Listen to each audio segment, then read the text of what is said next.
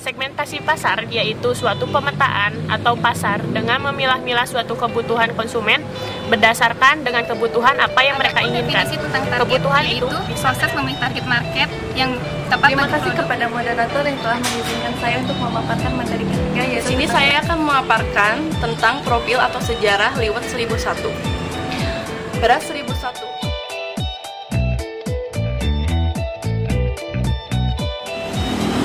Selamat sore, terima kasih kepada moderator yang telah memberi kesempatan saya.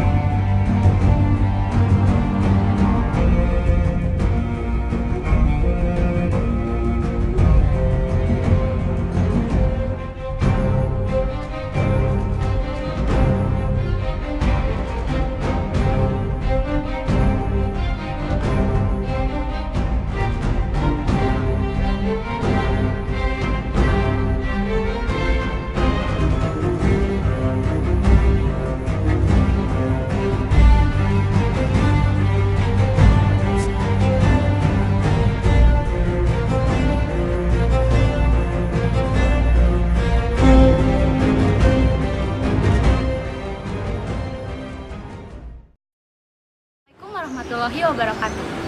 Pertama-tama mari kita panjatkan puji dan syukur kehadirat Allah Subhanahu wa Ta'ala. Karena berkat rahmat dan karunia-Nya, kita dapat berkumpul dalam kesempatan presentasi kali ini. Saya Nering Arihartati selaku moderator dalam acara presentasi kali ini akan memperkenalkan para pemateri. Yang pertama yaitu Dewi Nurjana Septiani, yang kedua Yuliani, yang ketiga Anissa Mardiani, pemateri keempat Eliska, dan yang terakhir Anton. Untuk mengefektifkan waktu, mari kita mulai presentasi ini dengan pemateri pertama yang berjudul segmentasi yang akan dibawakan oleh Saudari Dewi Nurjana Septiani. Terima kasih kepada moderator yang telah mengizinkan saya untuk memaparkan materi yang pertama. Materi yang pertama terkait dengan segmentasi pasar. Segmentasi pasar yaitu suatu pemetaan atau pasar dengan memilah-milah suatu kebutuhan konsumen berdasarkan dengan kebutuhan apa yang mereka inginkan. Kebutuhan itu bisa berdasarkan pada tempat tinggal, gaya hidup, usia, maupun bagaimana cara mereka mengkonsumsi suatu produk tersebut.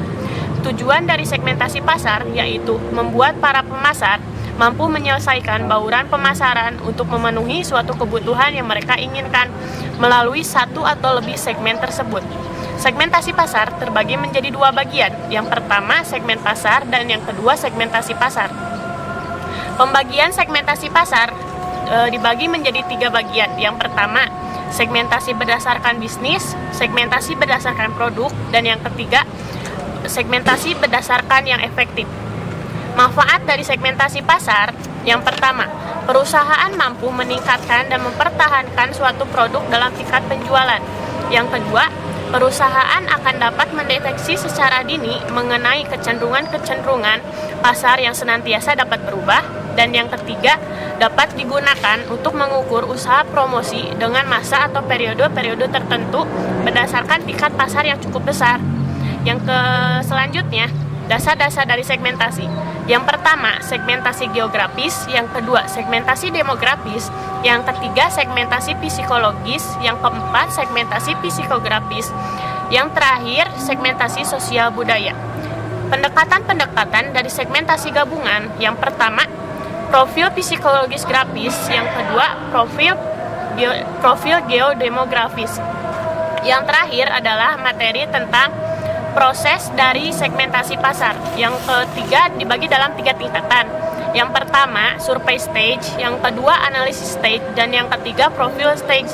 Sekian materi yang dapat saya sampaikan. Terima kasih kepada moderator dan saya kembalikan lagi kepada moderator.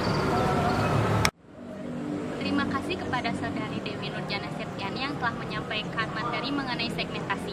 Materi kedua yang berjudul targeting akan disampaikan oleh Saudari Yuliani. Terima kasih kepada moderator yang telah memberikan kesempatan untuk menyampaikan materi tentang target. Adapun definisi tentang target yaitu proses memilih target market yang tepat bagi produk dan jasa perusahaan. Adapun pola menentukan target market yaitu yang pertama, single segment konsentrasi. Yang kedua, selective specialization. Yang ketiga, product specialization. Yang keempat, market specialization. Dan yang kelima, full market coverage. Adapun langkah-langkah targeting, menganalisa permintaan konsumen, menentukan sasaran pasar, dan mengembangkan strategi pemasaran. Adapun 3 strategi pemasaran yaitu yang pertama strategi menyeleksi pasar sasaran, yang kedua strategi penerapan ceruk pasar, yang ketiga strategi penetapan sasaran yang terkonsentrasi. Sekian materi dari saya. Terima kasih kepada moderator. Terima kasih kepada Saudari Yuliani yang telah menyampaikan materi mengenai targeting. Materi selanjutnya mengenai positioning akan disampaikan oleh Saudari Anissa Mardiani. Terima kasih kepada moderator yang telah mengizinkan saya untuk memaparkan materi ketiga, yaitu tentang positioning. Positioning adalah suatu tindakan perusahaan untuk merancang suatu produk dan bauran pemasaran agar dapat tercipta suatu kesan dan ciri khas yang dapat diingat oleh konsumen. Menurut Kena, positioning itu ada 4, yaitu perusahaan harus memfokuskan diri pada teknologi dan popularitas. Yang kedua, perusahaan harus mengikuti tren.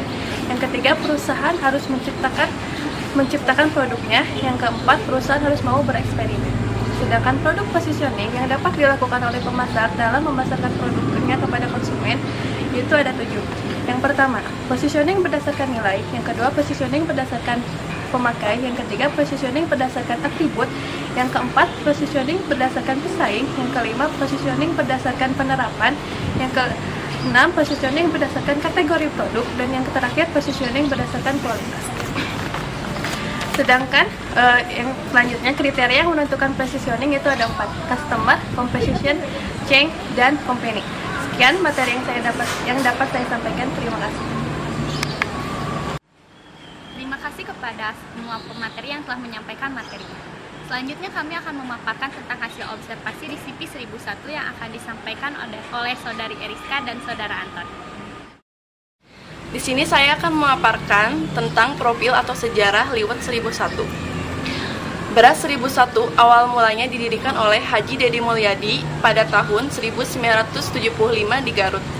Nama 1001 diambil dari istilah sesuatu yang baik atau bagusnya komplit atau lengkap yang mendekati kesempurnaan, yang seperti itu biasanya langka di antara 1000 cuma ada 1. Pada tahun 1984, beras 1001 mengalami kejayaan.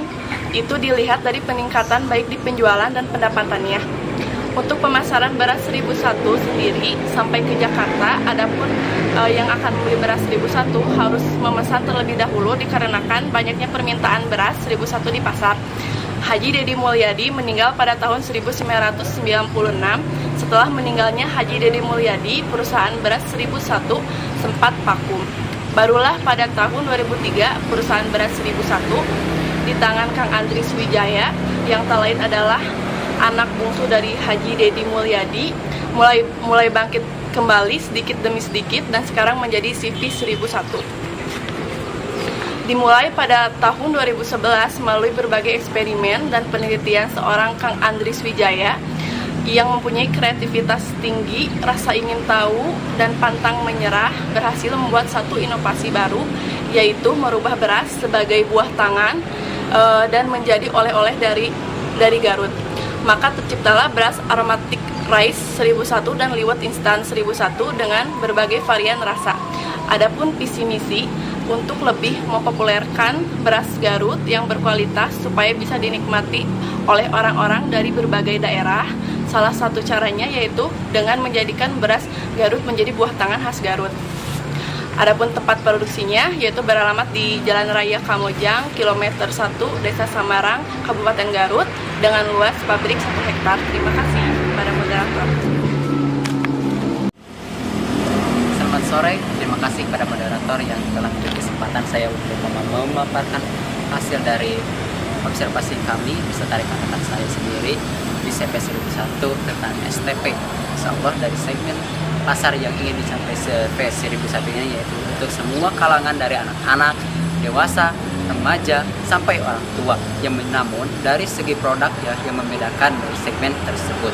Adapun positioning dari CP 1001 ini ialah memiliki produk khas, menjadi produk yang unggul, menjadi pengusaha sebagai pelopor, dan dengan dilihat dari segi kemasan yang unik dengan merek yang simpel dan belum ada di tempat yang lain, juga bentuk liwet yang dapat dibentuk dengan beberapa karakter seperti SpongeBob, Pokemon, Doraemon dari beberapa tokoh kartun yang sangat populer, sehingga hal itu dapat mudah diingat oleh para konsumen atau masyarakat dari produk ini, dari produk liwet CV1001 ini. Dan target yang ingin dicapai CV1001 ini ialah memperkenalkan keluar kota, dalam kota, dan luar negeri oleh-oleh khas Garut, terutama dari produk liwet 1001 dari hasil kerja keras yang dilakukan oleh CV1001 ini. Para karyawan dan produk ini telah mendapatkan penghargaan dari beberapa lembaga dan dari departemen yang terkenal. Dan pemasaran CV1001 ini telah dilakukan oleh karyawan ke luar kota, di dalam kota sendiri, luar kota, dan ekspor ke luar negeri seperti Amerika, Dubai, Australia, dan katanya dari proses yang sedang diproses untuk mengekspor ke luar negeri, yaitu kepada negara Jepang, kepada negara Jepang yang terkenal dengan kepintaran mereka dan dari segi produk-produk mereka yang sangat unggul. Dan selain itu, ada beberapa tantangan atau kendala yang dihadapi CV1001 ini, ialah susahnya mendapatkan bahan-bahan baku untuk produksi nasi liwet ini, karena langka dan jarang sekali petani-petani itu menanam bahan-bahan baku nasi liwet sendiri. Sehingga CV1001 ini untuk mengantisipasinya banyak yang dilakukan, seperti pengambilan bahan-bahan baku dari luar kota seperti Kalimantan, Sumatera, Bangkok, Lombok, dan kota-kota lainnya yang ada di dalam negeri kita sendiri. Terima kasih terima kasih atas pemaparan yang saya sampaikan. Terima kasih banyak untuk waktunya, dan terima kasih pada moderator dan Pak Dadang Saparudin selaku dosen kami. Terima kasih banyak. Wassalamualaikum warahmatullahi wabarakatuh.